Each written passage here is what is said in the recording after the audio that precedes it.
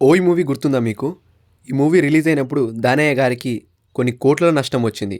కానీ ఇదే మూవీని ఈ జనరేషన్ వాళ్ళు రిలీజ్ కావాలంటే వాళ్ళు ప్లాన్ చేశారు. రిలీజ్ కలెక్షన్ చూసి దానయ్య గారే షాక్ అయ్యారు. ఏంటి ఈ సినిమాకా ఇంత కలెక్షన్ వచ్చిందని. ఐ మీన్ 'ఓయ్' సినిమా రిలీజ్ అయినప్పుడే హిట్ అయింది. అండ్ ఇదే లిస్ట్‌లో మనం ఇంకో మూవీ తీసుకుంటే 'ఆరెంజ్' మూవీ. ఈ మూవీ కూడా రిలీజ్ అయినప్పుడు చాలా పెద్ద డిజాస్టర్ అయింది. ఈ మూవీకి నాగబాబు గారు ప్రొడ్యూసర్, అంటే రామ్ చరణ్ వాళ్ళ బాబాయ్. 'మగధీర' తర్వాత వచ్చిన మూవీ కాబట్టి ఎక్స్‌పెక్టేషన్ హైలో ఉంటుందని చెప్పి నాగబాబు గారు కొన్ని కోట్లు ఖర్చు పెట్టారు ఈ మూవీ కోసం. కానీ ఆ మూవీ రిజల్ట్ మాత్రం అంతంత మాత్రమే వచ్చింది. అది చూసి నాగబాబు గారు అప్పు కట్టలేక సూసైడ్ చేసుకుందాం అనుకున్నారంట. కానీ రిలీజ్ చేసిన తర్వాత ఈ మూవీ ద బిగ్గెస్ట్ హిట్ అయింది. ఇదే లిస్ట్‌లో ఇంకో మూవీ 'అతిథి'. మహేష్ బాబు గారు అప్పట్లో ఈ లుక్ చూసి అసలు అందరూ షాక్ అయిపోయారు బాబు ఫ్యాన్స్.